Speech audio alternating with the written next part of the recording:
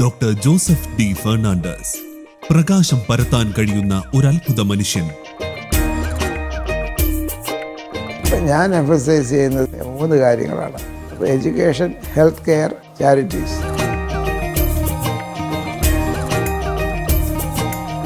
Abdul Kalam president ആയിരുന്ന സമയത്ത് ഒരു പ്രസംഗത്തിൽ പറഞ്ഞ് ഈ പുറത്ത് താമസിക്കുന്ന ആളുകൾക്കെല്ലാം ഇന്ത്യയിൽ വന്നിട്ട് നിങ്ങൾ ജനിച്ച സ്ഥലത്ത് നിന്ന് എന്തെങ്കിലും ഒരു സ്ഥാപനം തുടങ്ങണം.